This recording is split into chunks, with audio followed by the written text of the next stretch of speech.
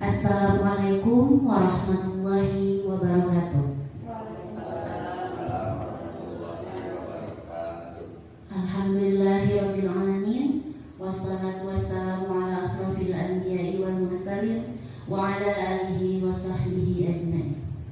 Salawat serta salam marilah kita curahkan kepada baginda alam Nabi besar Muhammad sallallahu alaihi wasallam.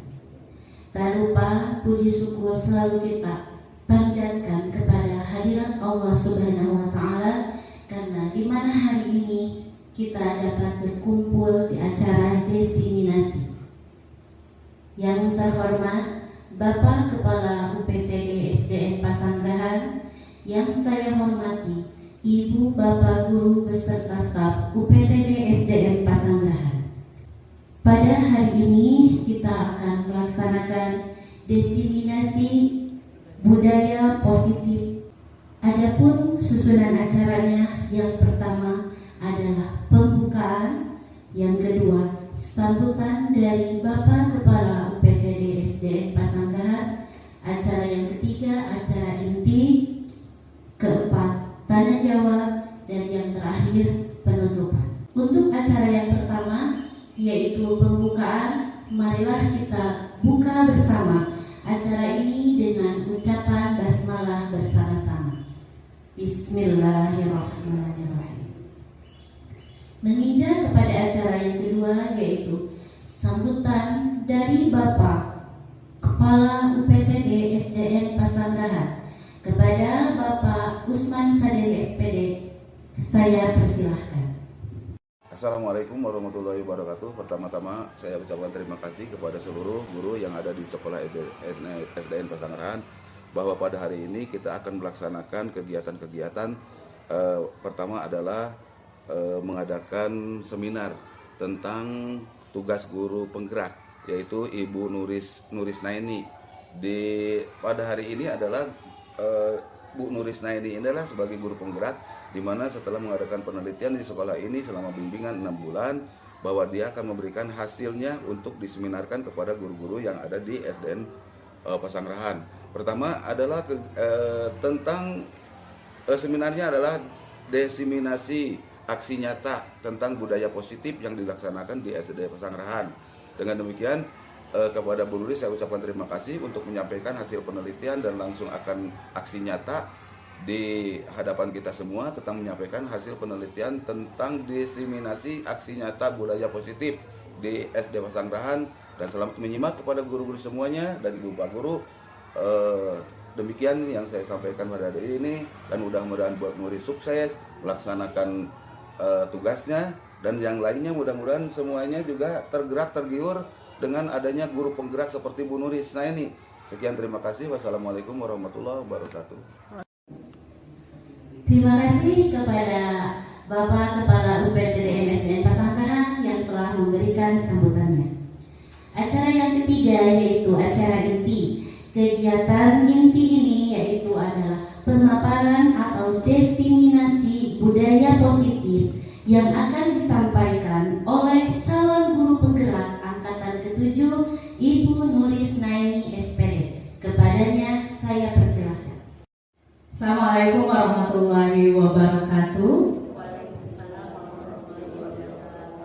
Alhamdulillahirabbil alamin. Puji syukur kita panjatkan kehadirat Allah Subhanahu wa Ta'ala, karena berkat rahmat dan hidayahnya pada hari ini kita berkumpul di ruangan ini dalam keadaan sehat walafiat.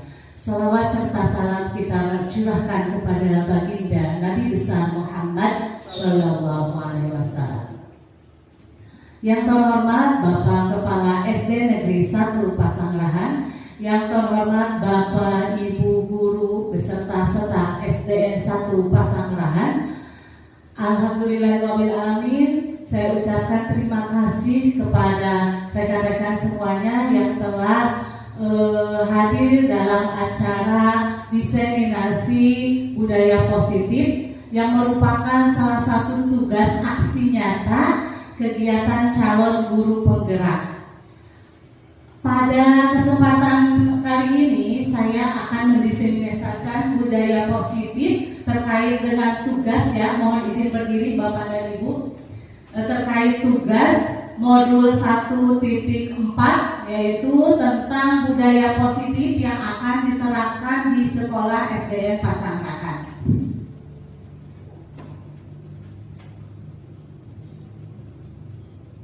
Budaya positif. Sebelum ke materi budaya positif, ada beberapa pertanyaan yang akan saya berikan kepada Bapak Ibu guru sekalian. Yang pertama, apakah hukuman dapat mendisiplinkan anak? Kira-kira ketika anak kita hukum dengan berbagai cara, apakah hukuman itu bisa mendisiplinkan anak? Kira-kira menurut Bapak Ibu jawabannya bagaimana? Ketika anak melakukan kesalahan, terus kita hukum gitu. Apakah ini betul atau salah atau bagaimana pendapat Bapak dan Ibu? Tidak, menurut saya tidak. Menurut Ibu ini tidak. Kenapa? Karena saya pernah menerapkan di kelas dan anak malah tidak mengerjakan misalnya sesuatu yang diperintahkan bahkan ya. Gimana? Oke. Ketika menurut Bu Eni, ketika anak dihukum, mereka tidak jerak ya Bu ya. Malah mereka melakukan hal-hal yang lebih dari itu, begitu Bu? Iya. Oke. Ada yang lain? Jawaban yang lain? Kira-kira? Bisa juga hukuman itu dapat mendisiplinkan anak, tergantung karakter anaknya sendiri. Kadang-kadang tanpa urusan dari guru seperti diberi hukuman tidak akan sudah menerap gitu. Sementara kalau ada hukuman tapi hukumannya disesuaikan dengan karakter anak tersebut, tidak berlebihan yang disebut hukumannya.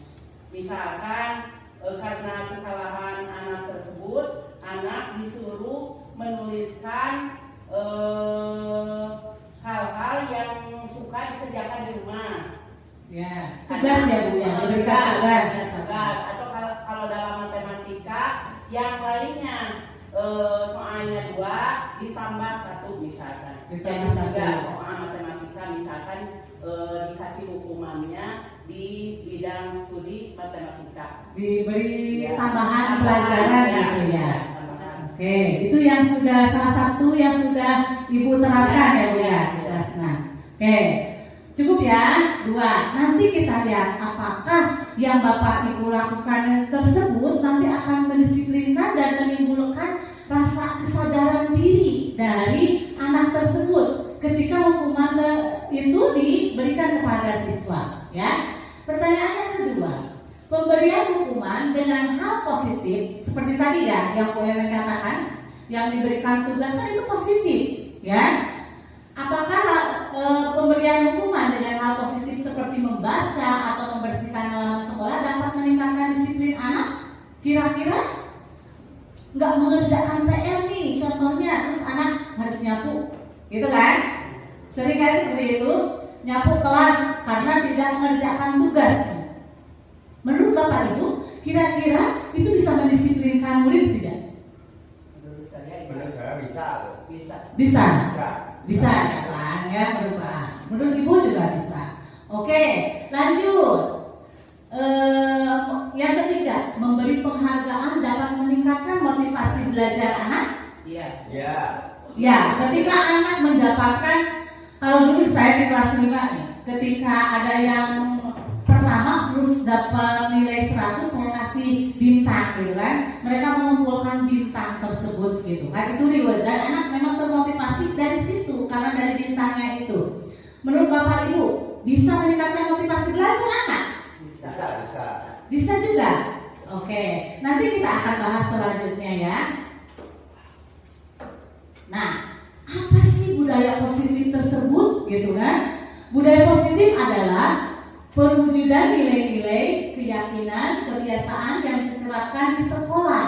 Budaya positif harus berpihak pada murid sehingga menjadi berkembang, bernalar kritis, dan bertanggung jawab sehingga menimbulkan perubahan paradigma belajar. Jadi sebenarnya budaya positif itu sudah dilaksanakan di sekolah ini, hanya saja belum, masih samar gitu kan, belum timbul nih kesadarannya. Kita bagaimana sih supaya budaya positif itu timbul dari dalam diri anak tersebut, tidak hanya takut karena ada peraturan saja dari sekolah ini gitu kan, ada tata tertib kan, ada peraturan sekolah SDN Pasangan itu di kelas maupun secara umum di sekolahnya. Bagaimana untuk menciptakan budaya positif itu muncul dari intrinsiknya siswa gitu, bukan karena takut karena hukuman gitu. Yang akan kita bahas yaitu ada 6 topik yang akan kita bahas hari ini.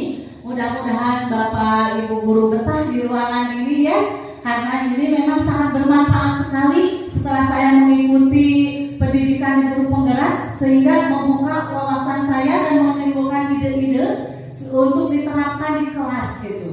Mudah-mudahan nanti di SDN, di sekolah SDN Pasangan juga bisa menerapkan nilai-nilai budaya positif ini.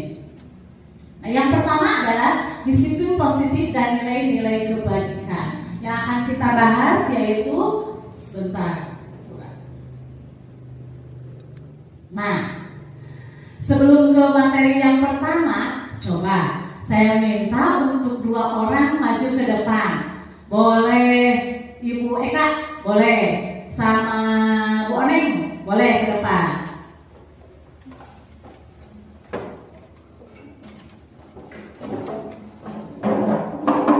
Nah,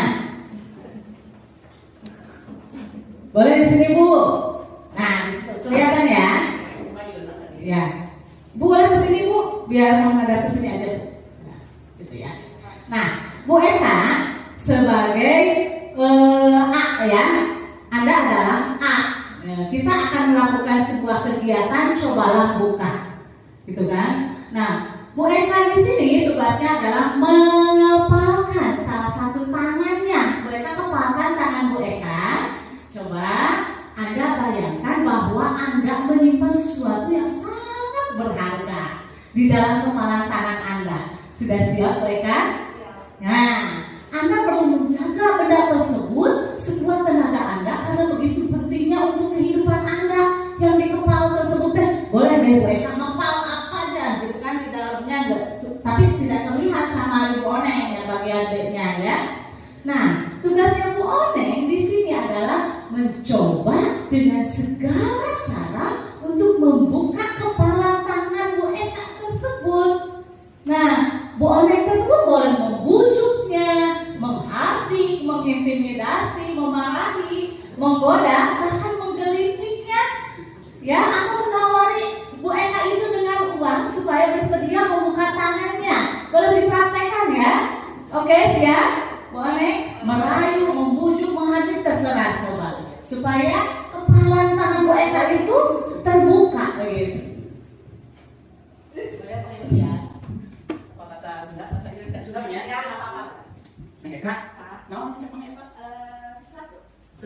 Sesuatu apa? Suatu hal yang nggak boleh orang lain tahu. Tapi aku kan adalah ibumu.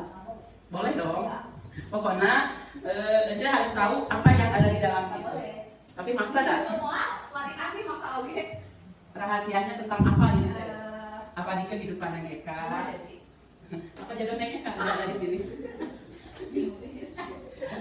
Pokoknya sesuatu hal yang sangat berharga yang nggak bisa dikasih lihat ke siapapun, nggak akan dikasih ke siapapun. Tapi kan akhirnya akan tahu juga. Apa enggak juga? Enggak. Kan rahasia. Pokoknya Eka harus percaya bahwa Ece akan menyimpan rahasia yang ada di tangan ini. Walaupun itu adalah hal pribadi yang sangat sensitif. Wow, enggak akan dikasih soalnya berharga banget. Kalau Eka harus ngasih tahu apa ini di dalamnya. Enggak akan kasih. Enggak, tetap bertahan ya. Oke, terima kasih, tepuk tangan buat Bu Eka sama Bu Oneng. Satu lagi ya, kita satu lagi. Bu Eni coba, Bu Eni sama Bu Deti aja, ya. Yuk, coba Bu Eni sama Bu Deti. Oke, sama kegiatannya.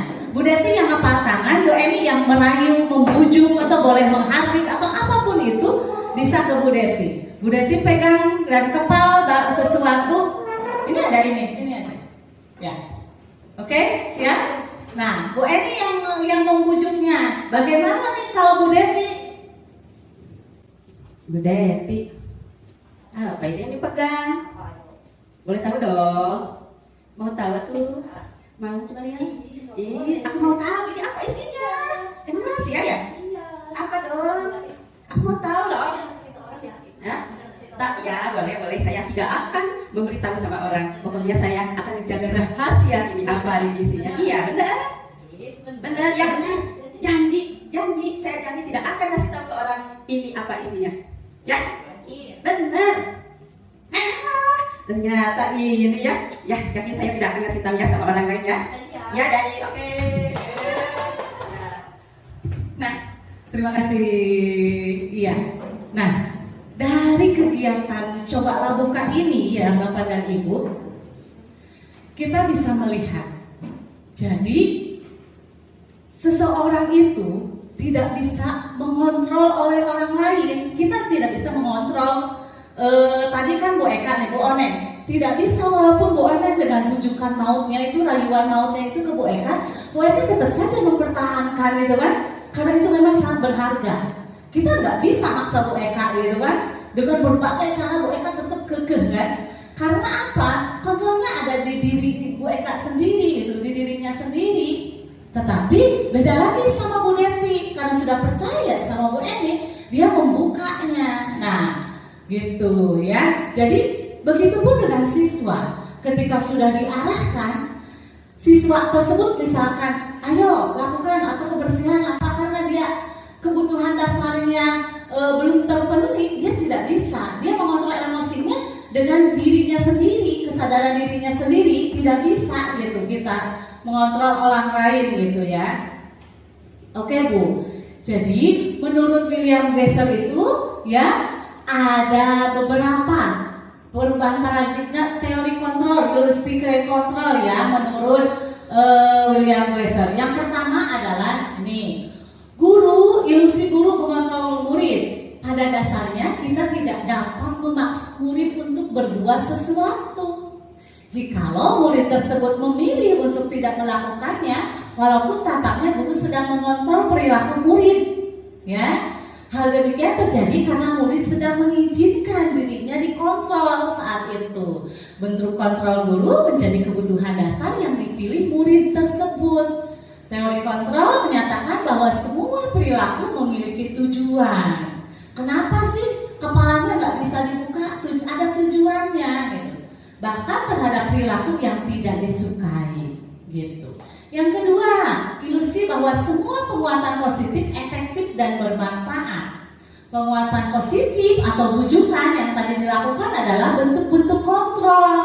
Segala usaha untuk mempengaruhi murid agar mengulangi suatu perilaku tertentu adalah suatu usaha untuk mengontrol murid tersebut. Dalam jangka waktu tertentu, kemungkinan murid tersebut akan menyadarinya dan mencoba untuk menolak bujukan kita, atau bisa jadi murid tersebut menjadi tergantung pada pendapat sang guru untuk berusaha. Nanti tadi yang dibuka ini.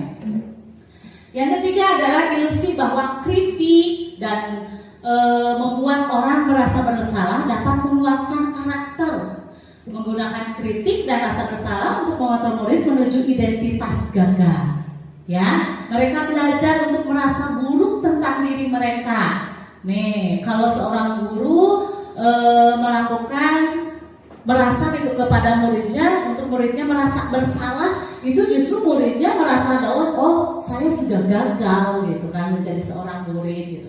Mereka mengembangkan dialog dari yang negatif. Kadang kala sulit bagi guru untuk mengidentifikasi bahwa mereka sedang melakukan perilaku ini, karena seringkali guru cukup menggunakan suara halus untuk menyampaikan pesan negatif tersebut. Yang keempat adalah ilusi bahwa orang dewasa memiliki hak untuk memaksa, apalagi guru di kelas.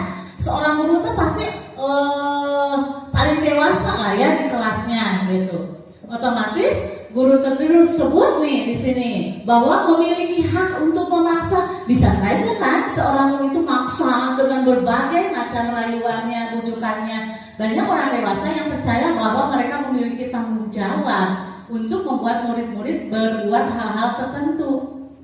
Apapun yang dilakukan dapat diterima. selama ada sebuah kemajuan berdasarkan sebuah pengukuran kinerja. Nah, pada saat itu pula orang dewasa akan menyadari bahwa perilaku memaksa tidak akan efektif untuk jangka waktu panjang dan sebuah hubungan permusuhan akan terbentuk karena keterpaksaan melakukannya. Gitu. Nah, bagaimana sih seseorang bisa berubah dari paradigma stimulus respon kepada pendekatan teori kontrol tersebut? Nah, menurut Stephen R. Covey mengatakan, bila kita ingin membuat kemajuan perlahan, sedikit-sedikit ubahlah sikap atau perilaku Anda. Namun, bila kita ingin memperbaiki cara-cara utama kita, maka kita perlu mengubah kerangka acuan kita. Ubahlah bagaimana Anda melihat dunia, bagaimana Anda berpikir tentang manusia. Ubahlah paradigma Anda, skema pemahaman dan penjelasan aspek-aspek tertentu tentang realitas. Seperti hukuman kepada murid, rubah hukumannya seperti apa untuk menyadarkan supaya murid tersebut tidak melakukan hal-hal yang negatif lagi. Bukan hanya takut pada saat tersebut, pada hari itu saja takutnya, tetapi melakukan diulangi lagi nanti ketika gurunya ganti, misalkan ganti kelas, beda lagi gurunya. Gitu ya Bapak Ibu. Nah, perubahannya di sini dari stimulus respon ke teori kontrol nih. Nah, kalau stimulus respon kita mencoba mengubah orang agar berpandangan sama dengan kita, gitu kan. Guru nih merubah sesuatu supaya pandangannya sama, gitu kan. Kelas harus bersih nih pandangan guru. Tetapi ketika anaknya memang belum bisa dirubah sifatnya, bagaimana ini anak tetap aja leha-leha ketika gurunya tidak ada, ya kan? Nah, kalau teori kontrol kita berusaha memahami pandangan orang lain tentang dunia. Coba tanya anak tersebut, apakah kamu nyaman tidak kalau belajar mejanya berantakan terus banyak sampah? Bisa seperti itu, gitu. Tidak hanya langsung itu meja kotor, gitu kan? Apalagi dengan suaranya nada tinggi, terus kata-katanya membuat anak kayak takut tapi tidak sadar, gitu Bu, di situ. Terus stimulus respon selanjutnya, perilaku buruk dilihat sebagai suatu kesalahan, bahwa perilaku murid yang buruk, yang jorok tersebut kita anggap bahwa itu suatu kesalahan murid kan, gitu. Nah, di teori kontrol semua perilaku memiliki tujuan. Tujuannya apa sih anak tersebut? Nah, orang lain bisa mengontrol saya. Nah, kan bisa dikontrol. Pikiran kita bisa mengontrol nih, murid bisa diarahkan seperti itu. Padahal hanya Anda yang bisa mengontrol diri Anda sendiri. Begitupun dengan murid. Hanya murid itu sendiri yang bisa berubah. Segimanapun kita harus rajin ketika tidak didukung dengan kesadaran dirinya, murid tersebut akan mengulangi terus dan terus kesalahan tersebut. Ya, pemaksaan ada pada saat bujukan gagal.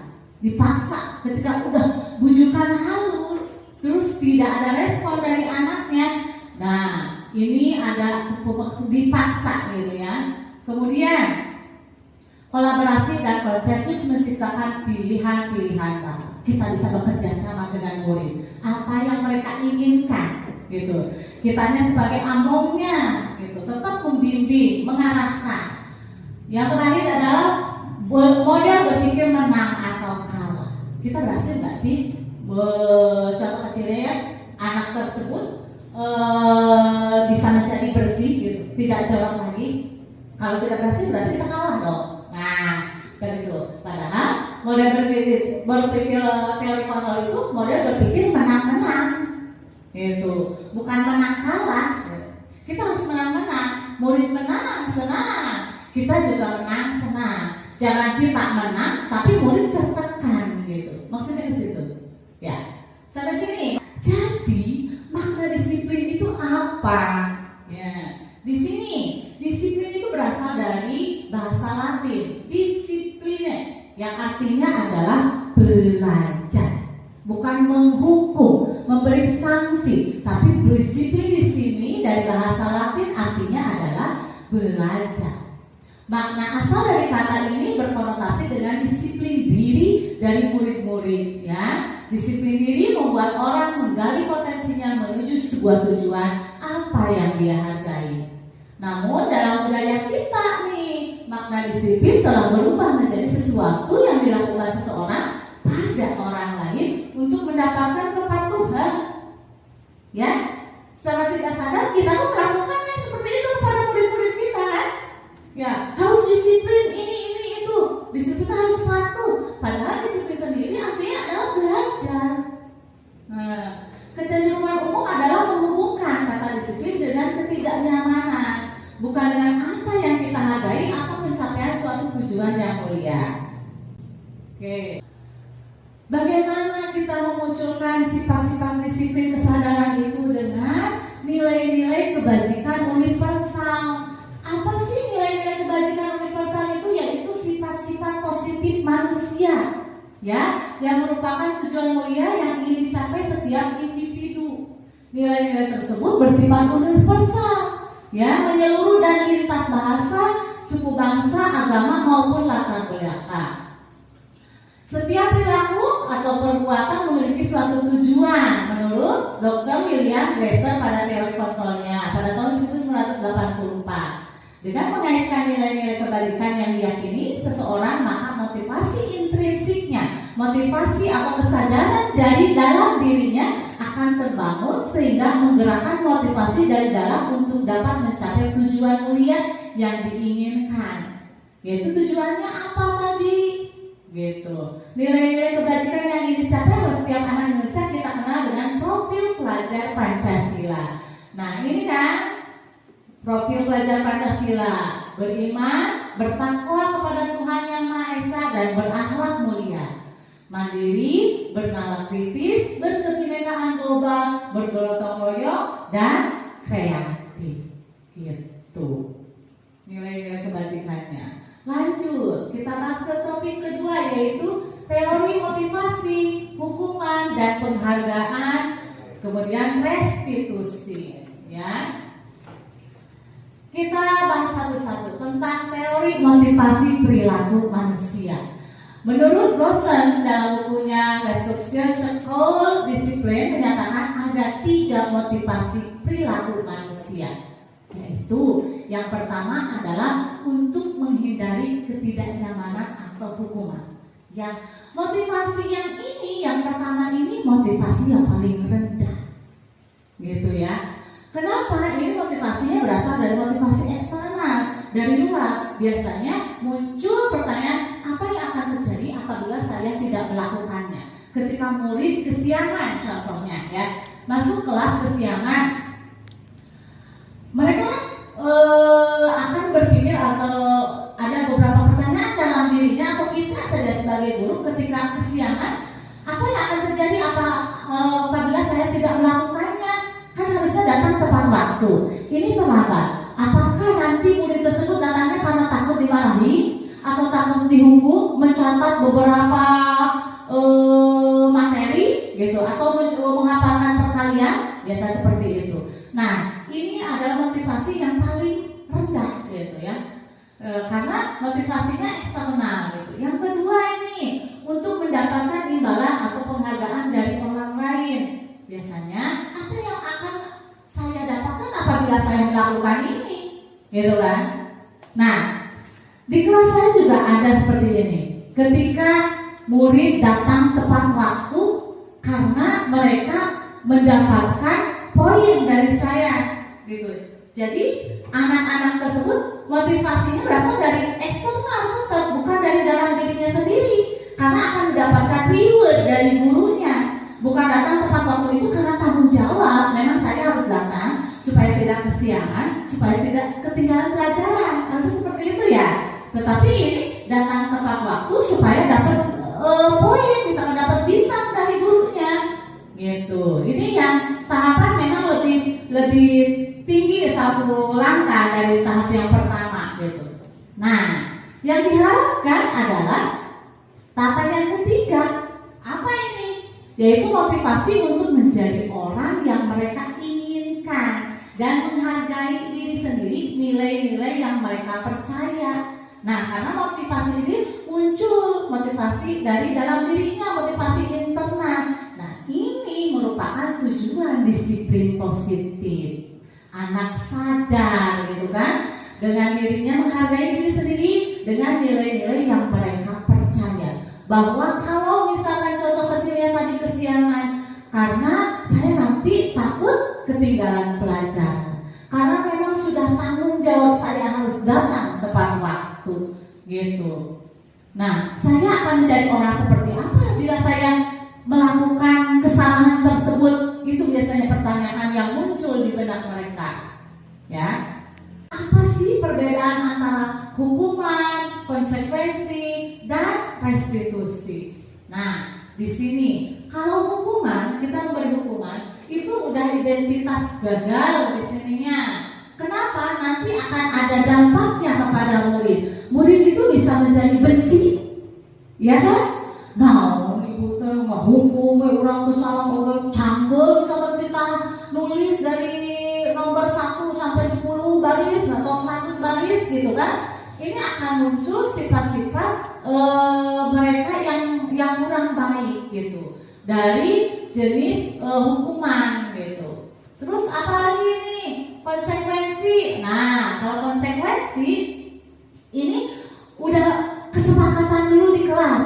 Kita buat kesepakatan di kelas. Contoh, ketika ada yang kesiangan masuk, udah kesepakatan nih. Bagaimana kesepakatannya? Kalau kelas 5 kita udah buat ya kesepakatan.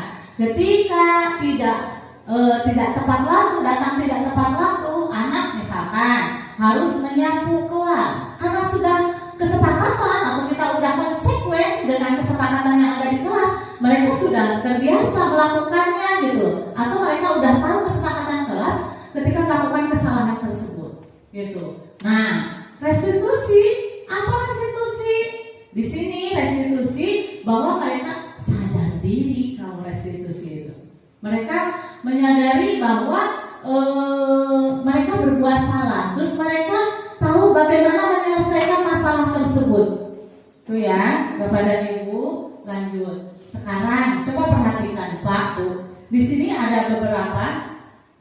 Nih, tugas baca satu-satu. Setelah membaca, maka nih ada 7 ya tindakan guru tentang perbedaan hukuman, konsekuensi, dan restitusi. Maka istilah bagian ini kira-kira nih, ketika yang pertama tindakan guru nih, pertama mencatat 100 kali di dalam buku kalimat. Saya tidak akan terlambat lagi karena terlambat datang ke sekolah.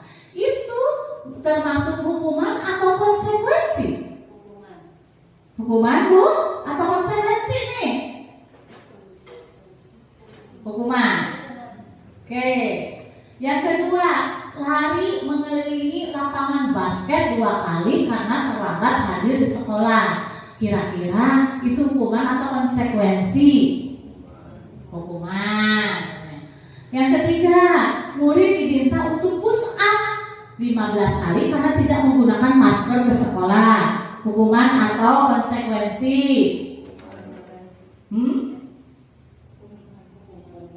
Hukuman ya, jawaban Bapak Ibu. Nanti kita lihat. Yang keempat, menggantikan kertas tugas teman yang telah dicoret-coret.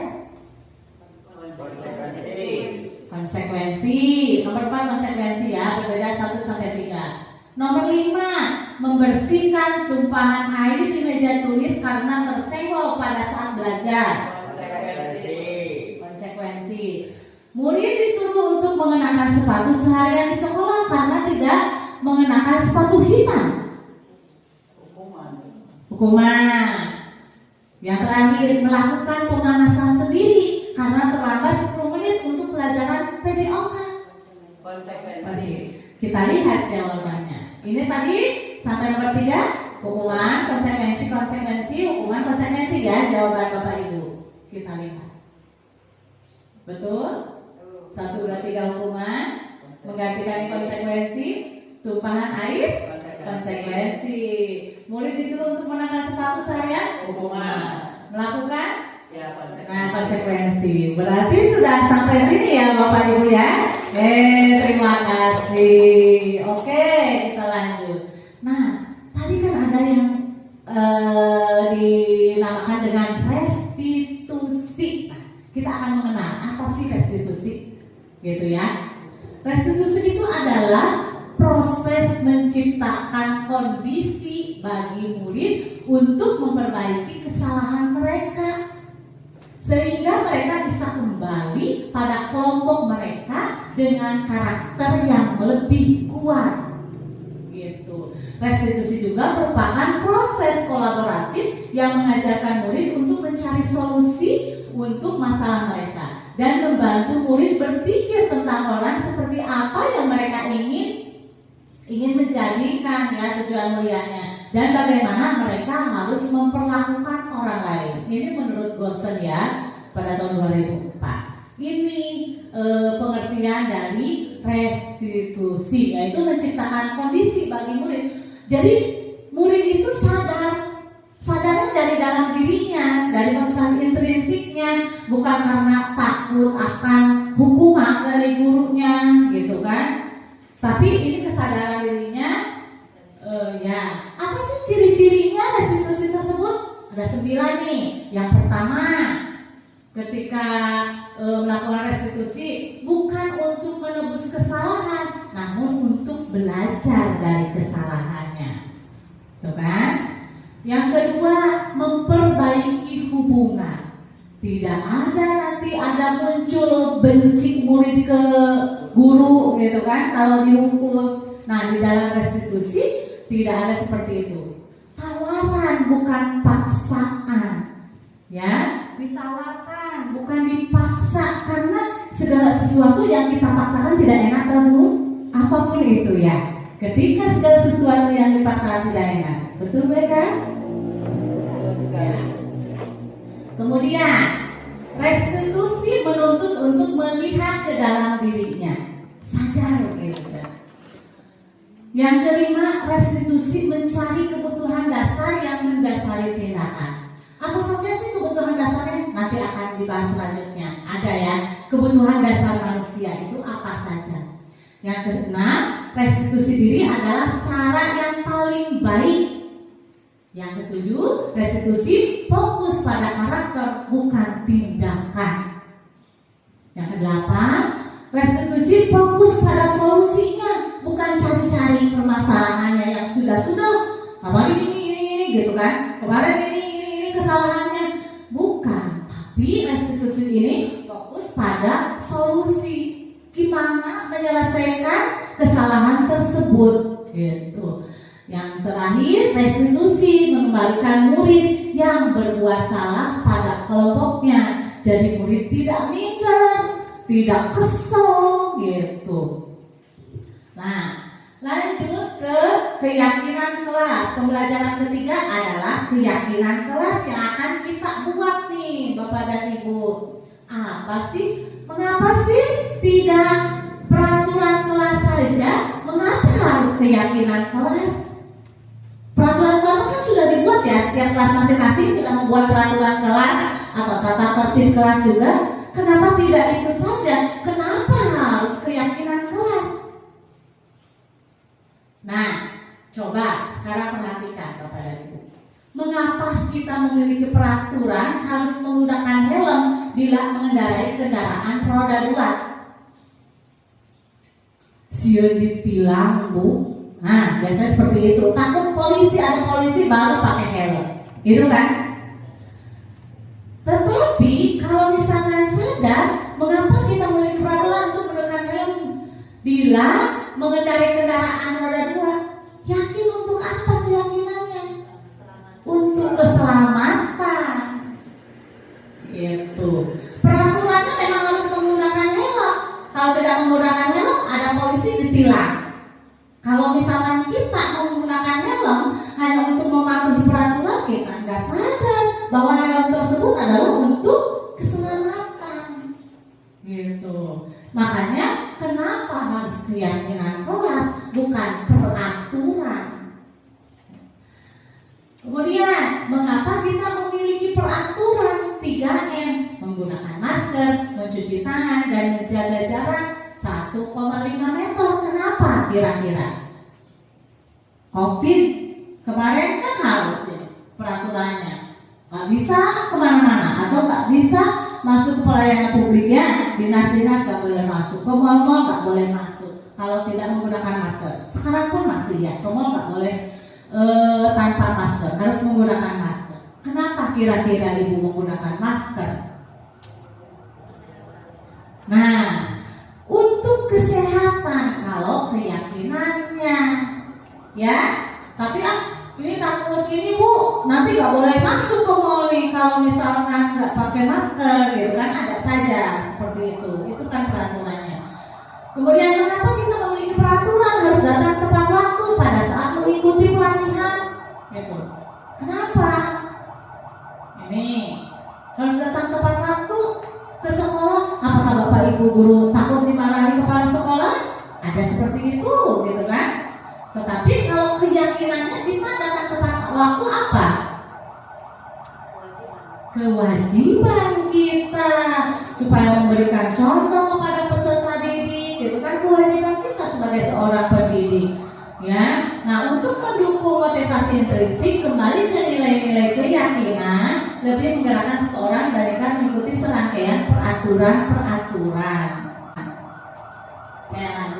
Nah, dari sini, dari peraturan yang nanti akan kita buat, ya, peraturan kelas nanti akan melebar ke keyakinan kelas, ya. Nanti buat peraturan kan sudah dibuat ya di kelas masing-masing. Di sekolah SMP Pasangan sudah dibuat juga ya kan peraturan. Nah, keyakinan kita nih, tadi ya, keyakinan kita nih di SDN Pasangan dibuatkan seperti apa? Kemarin kan kita rapat nih ya, padahal sudah pembiasaan budaya positif itu sudah dilakukan di SDN Pasangan. Hanya saja masih belum ditebalkan gitu. Keyakinan kelasnya apa? Mau dibuat sekarang, Bapak dan Ibu boleh mengisi ini, sticky note ini satu-satu. Kita akan membuat keyakinan SDN Pasangan apa? Gitu ya. Satu-satu boleh Bu. Keyakinan SDN Pasangan biar kita sepakati. Ibu Maha boleh satu. Ya. Nanti bisa ditempeli. Coba kita itu ya, kita coba praktekkan.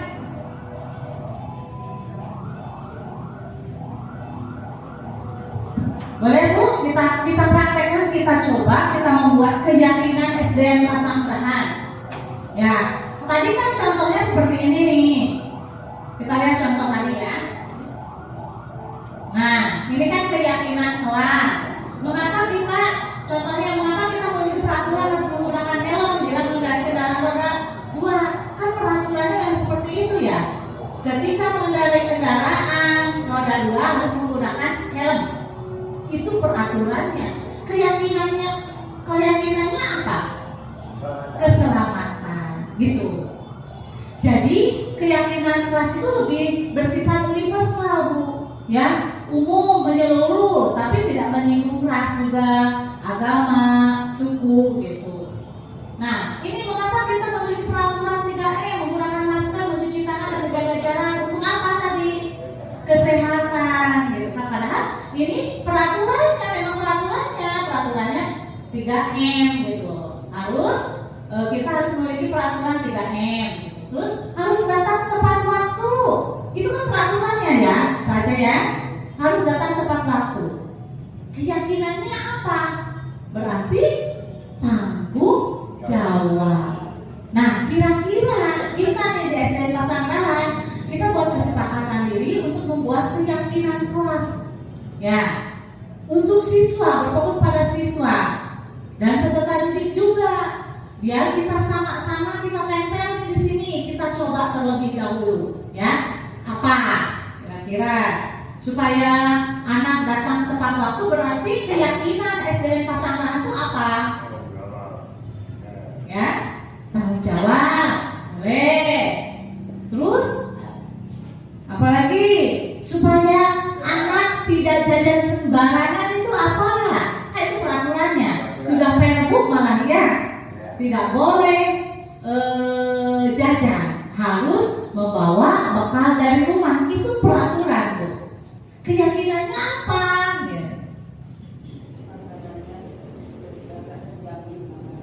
Makanan sehat, ya. Makanan bergizi, makanan bersih, ya.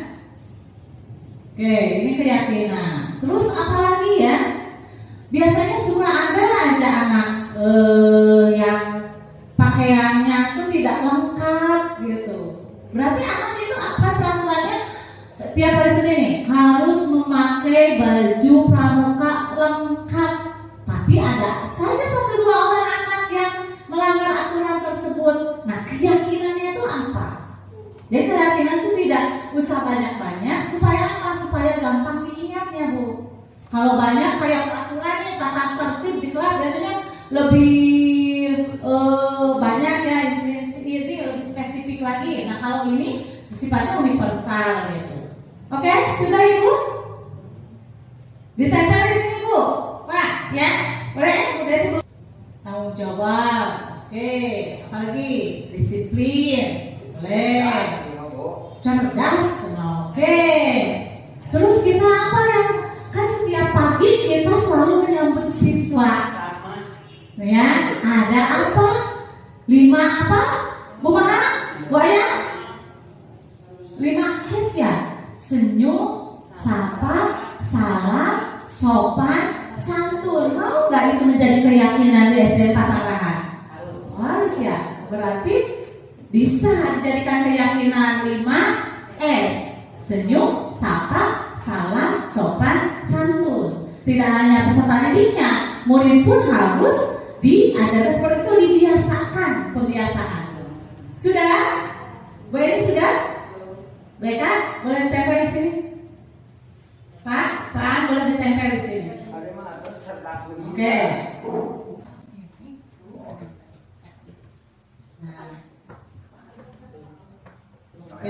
Ya. Oke. Itu ya.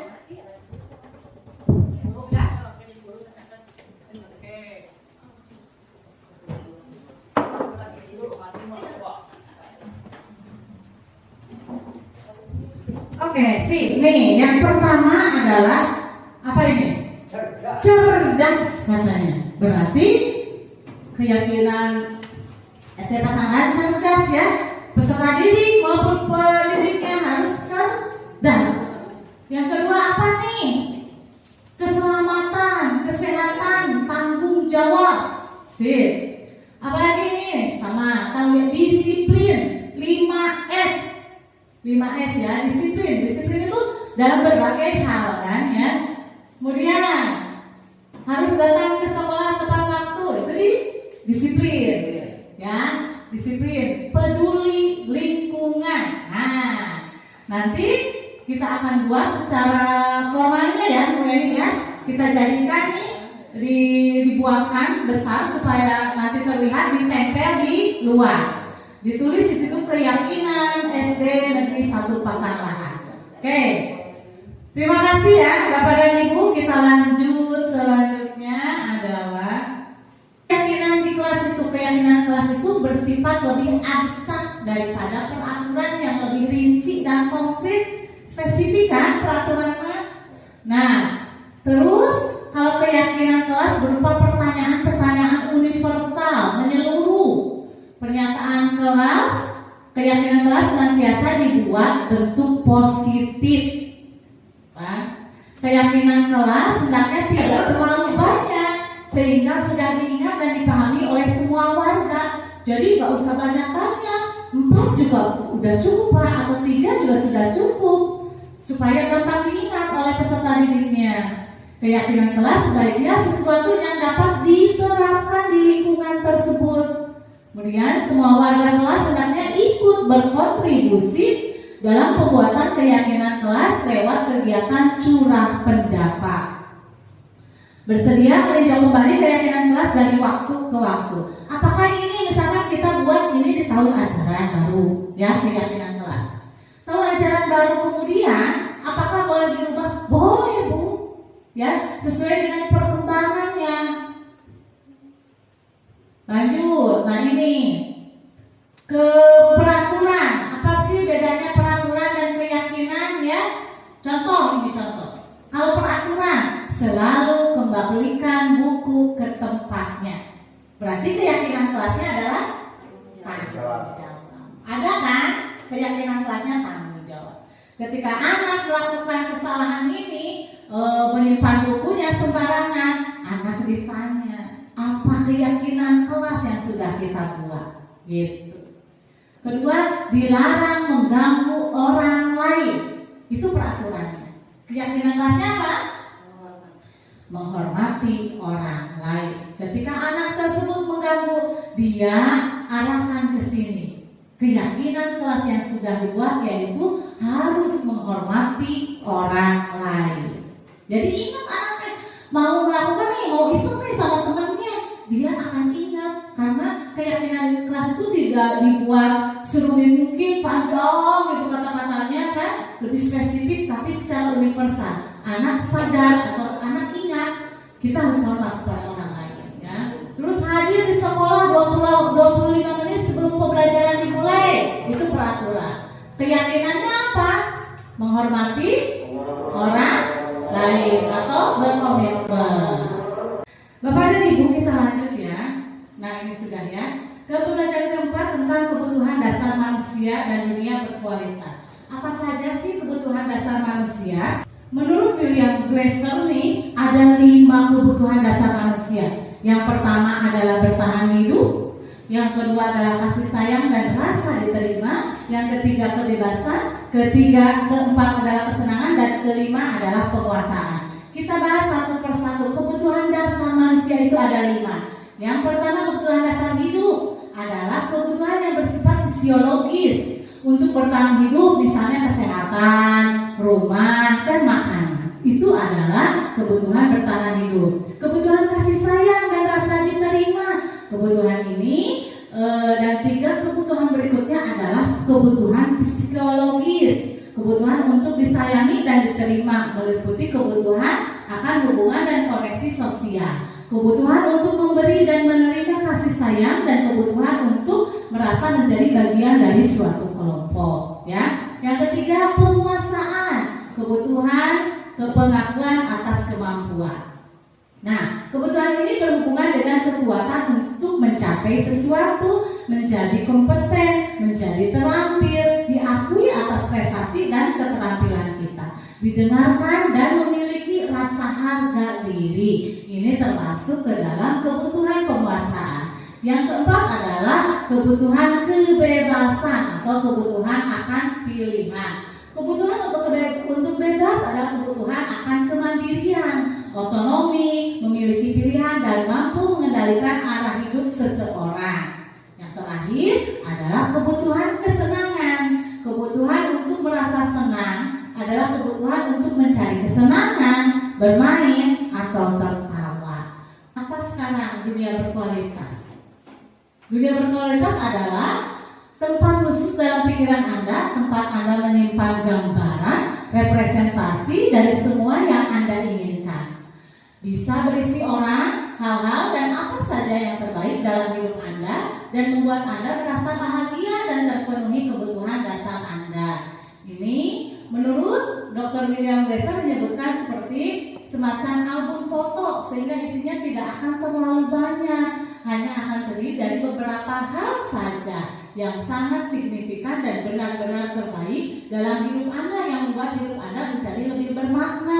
Biasanya dipilihkan kan untuk album foto itu yang terbaik gitu. Kebutuhan dasar bersifat lebih umum dan universal, sedangkan dunia berkualitas lebih unik dan personal. 5 adalah restitusi dan 5 posisi kontrol. Posisi kontrol kita itu ada yang bisa menjadi penghukum, bisa menjadi pembuat merasa bersalah, bisa menjadi teman, dan bisa menjadi pemantau, dan bisa juga posisinya jadi manajer. Kita bahas satu-satu. Waduh, ini terlalu ini. Oke. Sudah terlihat ya. Nah, ini bahas satu-satu. Yang pertama adalah posisi kontrol guru sebagai seorang penghukum. Ketika anak ada yang melakukan kesalahan, biasanya seorang guru itu bisa menghardik siswa tersebut. Ya Bu, dihukum. Bagaimana kita menghukum murid tersebut? Biasanya mata melotot, suara agak tinggi, gitu kan? Kata-katanya agak kasar. Ini adalah posisi penghukum, gitu kan? Yang kedua adalah posisi pembuat merasa bersalah. Bagaimana ini posisi membuat merasa bersalah? Kata-katanya sih lembut Bu, tapi membuat si murid tersebut merasa dirinya gagal gitu. Oh, saya salah, saya merasa gagal gitu. Ini posisi pembuat merasa bersalah. Ketiga adalah posisi teman. Kita memposisikan diri sebagai teman murid tersebut yang merasa bersalah. Gimana? Kamu kok gitu sih? Kenapa kamu melakukan kesalahan tersebut? Bisa kata-katanya seperti itu. Terus pemantau, dilihat dari kita data. Kalau pemantau ini ya, mengawasi kesalahannya udah berapa kali nih anak tersebut melakukan kesalahan. Yang ketiga adalah posisi manajer. Posisi manajer nanti kita akan bahas nih. Posisi manajer itu ini yang diharapkan ya. Dalam posisi kontrol ini posisi manajer yang kita harapkan supaya untuk dilakukan oleh seorang pendidik adalah posisi manajer. Supaya apa? Nanti bisa melakukan di segitiga restitusi melakukannya. Nah, ada tugas yang tadi ini nih. Nah, ketika pernyataan ini, saya kecewa sekali dengan kamu. Nah, itu kira-kira yang mengatakan tadi kan ada 5 nih posisi kontrolnya. Yang mengatakan itu adalah pembuat orang yang merasa bersalah. Kalau ini yang kedua, kamu tidak pernah benar melakukannya. Kira-kira posisi kontrol yang mana Bapak dan Ibu? Tadi kan ada 5, penghukum, merasa bersalah, teman, pemantau, dan manajer. Nah, kira-kira yang ini, kamu tidak pernah benar melakukannya. Pemantau. Yang ini yakin pemantau. Yang ini penghukum. Baca apa? Penghukum. Ibu apa tadi? Pemantau. Nanti kita lihat ya. Nah, kalau yang ini yang ketiganya, ayolah lakukan demi ibu bapak. Kira-kira apa? Tadi ada 5 kan? Penghukum, pemantau, berbuat rasa bersalah, teman, dan manajer. Teman, ini teman. Yang keempat, apakah kamu mau mendapatkan stiker bintang hari ini? Kira-kira apa? Penghukum. Ini. Apakah kamu mau mendapatkan stiker bintang hari ini? Manajer atau apa? Pemantau atau apa? Oke. Yang ke bagaimana kamu bisa menyelesaikan masalah ini? Manajer yang ini. Oke. Kamu selalu yang paling terakhir menjadi tugasnya. Apa itu? Oke, kita lihat, kita cek nih. Nah, ini. Saya kecewa sekali dengan kamu, membuat orang merasa bersalah. Kamu tidak pernah benar melakukannya. Ayolah lakukan demi ibu bapak, teman ya. Apakah kamu mau mendapatkan stiker? Pemantau, betul ya? Berarti bapak dan ibu betul semua sudah menguasai ini ya. Oke, terima kasih. Yang terakhir ya, yang terakhir adalah restitusi dan segitiga restitusinya. Tadi sudah dibahas ya tentang restitusi. Nah, sekarang restitusi itu salah satu langkahnya yaitu dengan menerapkan segitiga restitusi. Apa sih segitiga restitusi itu? Ini Bu, segitiga restitusi adalah suatu proses dialog yang dijalankan oleh guru agar menghasilkan murid yang mandiri dan bertanggung jawab. Saat guru pada posisi manajer, aspek yang dikembangkan adalah motivasi intrinsik dari dalam dirinya. Proses dialog ini digambarkan dalam segitiga restitusi. Segitiga restitusi ini Yang pertama adalah menstabilkan identitas, yaitu untuk membuat anak merasa gagal karena berbuat salah menjadi positif terhadap dirinya. Biasanya apa sih menstabilkan identitas ini? Guru biasa berkata, berbuat salah itu tidak apa-apa, tidak ada manusia yang sempurna. Saya juga pernah melakukan kesalahan seperti itu. Kita bisa menyelesaikan ini. Bapak Ibu tidak tertarik mencari siapa yang salah, tapi Bapak Ibu ingin mencari solusi dari permasalahan ini. Kamu berhak merasa begitu. Apakah kamu sedang menjadi teman yang baik buat dirimu sendiri? Ini adalah validasi menstabilkan identitas, ya. Yang pertama. Yang kedua adalah validasi kebutuhan, yaitu untuk apa? Validasi kebutuhan. Membantu siswa mengenali basic atau kebutuhan yang ingin dipenuhinya ketika melakukan kesalahan itu. Pada dasarnya, setiap tindakan manusia tujuannya adalah memenuhi basic atau kebutuhan dasarnya. Apakah itu kekuatannya, kebebasannya, cinta kasihnya, ya, belongingnya, atau kesenangannya, atau bertahan hidupnya. Guru bisa berkata seperti ini di validasi kebutuhan. Kamu bisa saja kan melakukan hal yang lebih buruk, tapi kamu tidak melakukannya. Kemudian kamu bisa punya alasan mengapa melakukannya. Apa yang penting bagi kamu, ini divalidasi kebutuhan. Guru bisa menanyakan atau guru bisa berkata itu kepada muridnya. Ya, lanjut. Yang terakhir adalah di segitiga restitusi itu adalah menanyakan keyakinan.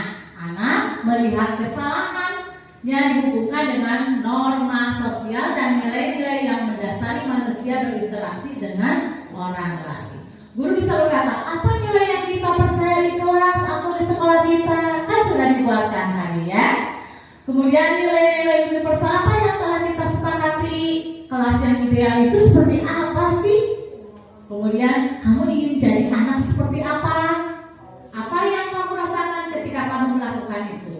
Oh, bisa juga kamu mau menjadi orang seperti apa? Ini menanyakan keyakinan. Jadi segitiga restitusi itu yang pertama apa, Bu? Menstabilkan identitas, kemudian validasi kebutuhan, dan menanyakan keyakinan kelas. Demikian Bapak dan Ibu, materi dari saya tentang budaya positif, mudah-mudahan bermanfaat. Saya kembalikan kepada moderator. Akhir kata, wabillahi taufiq wal hidayah. Wassalamualaikum warahmatullahi wabarakatuh.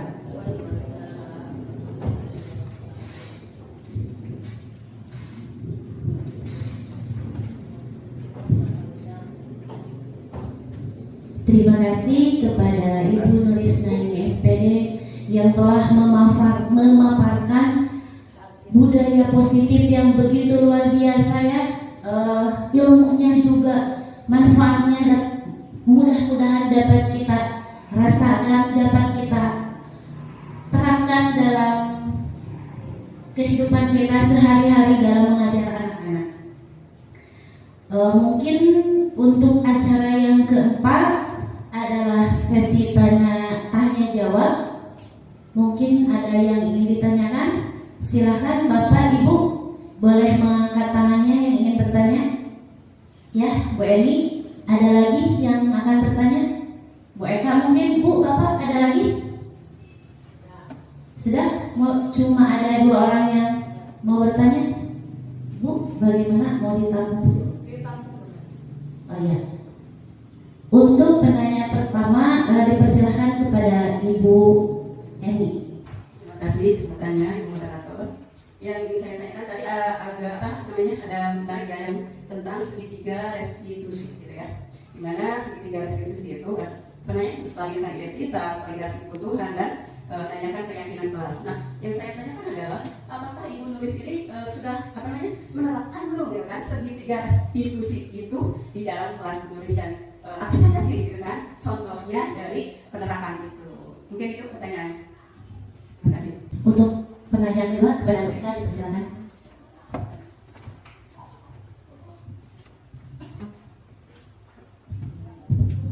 Bismillahirrahmanirrahim. Assalamualaikum warahmatullahi wabarakatuh. Sebelumnya Ibu mohon izin saya untuk bertanya terkait dengan budaya positif.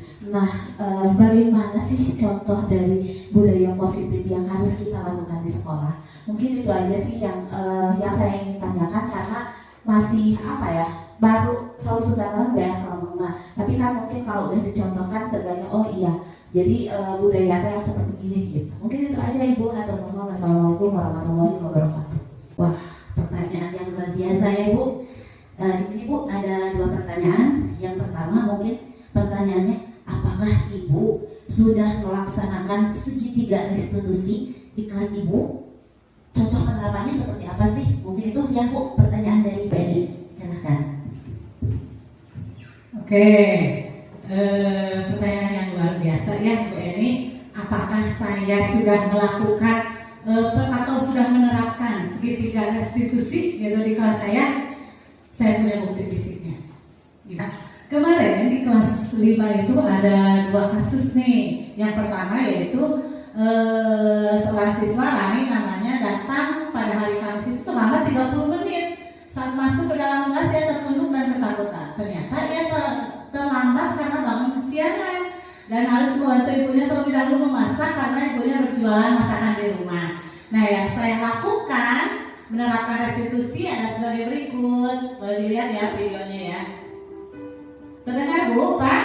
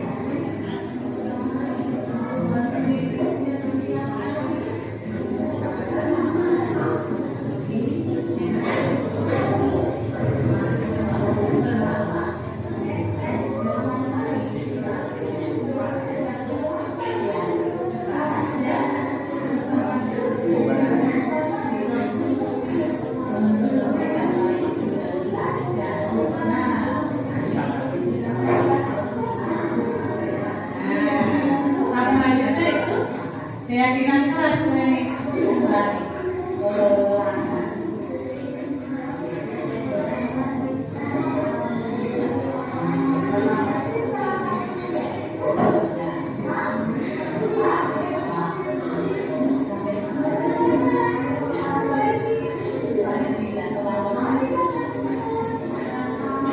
Jadi masalah dia diselesaikan oleh anaknya itu sendiri dengan kesadaran dari dalam dirinya, Bu.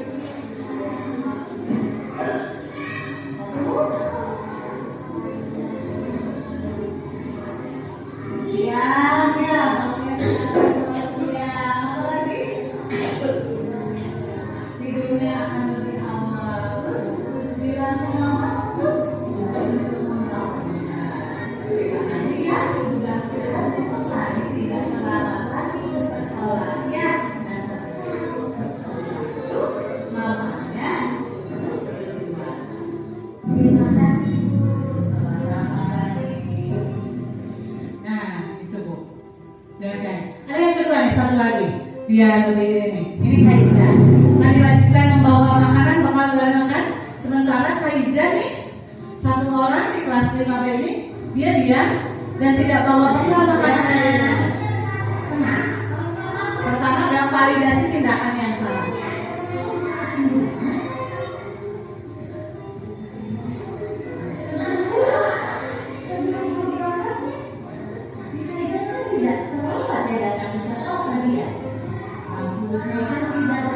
Ya, tahap yang kedua menstabilkan identitas.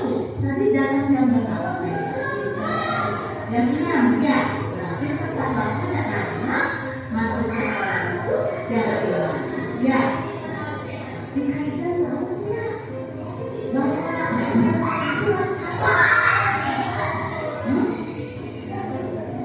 harus membawa bekal makanan dari rumahnya. Kalian yang paling apa? Kalian di sini. Kalian apa doknya? Iya, tapi kalian ini sudah mengatakan. Nah, yang tahap selanjutnya menanyakan keyakinan kelasnya. Nanti kalian membaca.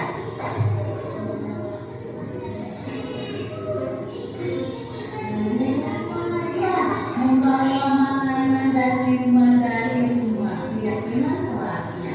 Ya, apakah besok kalian akan melakukannya lagi? Tidak. Bagaimana cara memperbaikinya? Nah, guru menanyakan bagaimana terus memperbaiki kesalahan anak tersebut. Dia sendiri yang menyelesaikan masalahnya.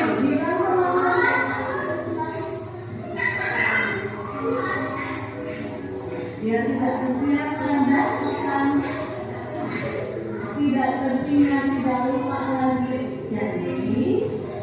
Jadi ya, Oke, gimana Ferry? dia tidak Sudah terjawab pertanyaannya? Sudah cukup? Oke.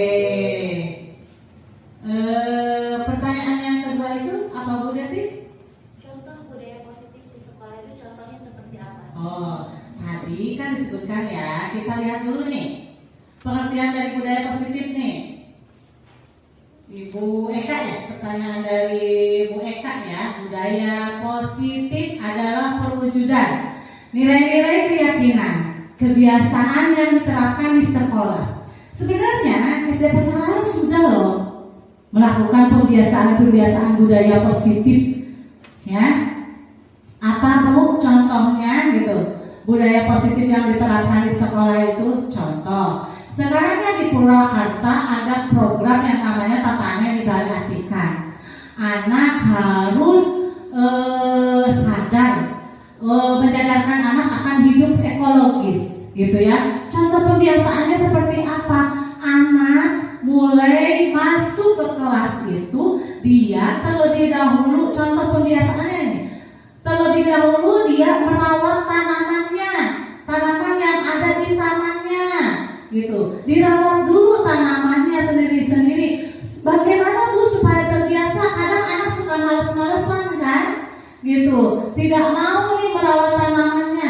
Diberi contohkan dulu Bu kalau saya. Diberikan contohkan dulu sama gurunya, kemudian kita sebagai pendidiknya memantau juga kan, melihat dan melakukannya, merawat tanaman itu supaya mereka melihat contohnya gitu Bu, Pak. Ya, berikan contoh dulu, kita menemani mereka untuk merawat tanaman tersebut. Itu pembiasaan salah satunya. Terus tadi pembiasaan apa yang positif? Membawa bekal dari rumah. Kita cek nih anak-anak, mulai dari gizinya, manfaatnya, makanan yang mereka bakal itu apakah memang sudah memadai gizinya, kita cek. Kalau kita tidak cek, kalau kita tidak menemani anak-anak makan di kelas, bagaimana anak-anak itu terkontrol sama kita gitu untuk melakukan pembiasaannya tersebut. Dan mereka diberikan pemahaman bahwa apa yang mereka makan itu memang harus yang sehat, yang bersih, otomatis dan yang bermanfaat untuk tubuhnya. Begitu Bu Eka. Sudah cukup? Jadi sebenarnya kebudayaan itu sudah berjalan. Sudah berjalan. Tanpa kita sadari, mungkin lebih ditebalkan saja, Bu. Ya, kita sama-sama mudah-mudahan SD Pasangkahan ini budaya positifnya nih sudah dikerjakan, tapi lebih tebal lagi dan kerjasamanya lebih solid lagi gitu, supaya tercipta budaya positif yang memang dilaksanakan di SDN Pasangrangan. Bapak dan Ibu, bagaimana? Bu Eni sama Bu Eka sudah puas? Mudah-mudahan tidak puas ya. Bu Deti, makasih. Terima kasih atas jawabannya Bu. Gimana Bu Eni, Bu Eka sudah puas? Sudah puas Bu katanya. Alhamdulillah dijelaskan dengan rinci beserta contohnya ya Pak Bu. Ternyata penulis itu sudah melakukan segitiga restitusi dan di SDN Pasangan sudah terbiasa dengan budaya positif, hanya perlu ditebalkan saja. Terima kasih Bu. Mungkin untuk acara yang terakhir yaitu penutupan. Marilah kita tutup bersama-sama acara ini dengan bacaan hamdalah. Alhamdulillahirabbil alamin. Terima kasih atas perhatiannya. Mohon maaf apabila saya selaku pembawa acara banyak kata yang salah, karena kesalahan datangnya dari saya dan kebenaran hanya dari Allah. Ditutup dengan wabillahi taufiq wal hidayah. Wassalamualaikum warahmatullahi wabarakatuh. Assalamualaikum warahmatullahi wabarakatuh. Terima kasih kepada Bu Nurisma ini yang telah mendesiminasikan budaya positif dan telah menerapkannya dalam kelas Bu Nurisma ini. Semoga saya juga bisa mengimplementasikannya di dalam kelas saya. Terima kasih juga atas pemaparannya yang begitu luar biasa, mudah kami pahami. Terus penyampaiannya jelas, tegas, dan lugas, dikemas dengan menarik sehingga kami tidak bosan dalam acara desiminasi tersebut. Semoga apa yang telah Bu Nurisma ini sampaikan yang begitu banyak manfaatnya tentang budaya positif dapat bermanfaat untuk saya pribadi, umumnya untuk semuanya. Terima kasih Bu Nurisma ini, sukses selalu. Salam CGP Angkatan 7. Assalamualaikum warahmatullahi wabarakatuh. Assalamualaikum warahmatullahi wabarakatuh. Sampurasun. Terima kasih untuk Ibu Nurisma ini selaku calon guru penggerak angkatan 7. Terima kasih banyak atas ilmu yang telah diberikan, yaitu dengan melaksanakannya desiminasi budaya positif, yang dimana untuk pribadi saya saja jadi lebih mengetahui apa sih itu budaya positif yang harus diterapkan di sekolah. Mudah-mudahan dari hasil desiminasi budaya positif ini bisa menghasilkan dampak-dampak yang baik untuk kemajuan sekolah kita. Terima kasih sekali lagi saya ucapkan untuk Ibu Nuris dan sukses untuk CGP-nya. Wassalamualaikum warahmatullahi wabarakatuh.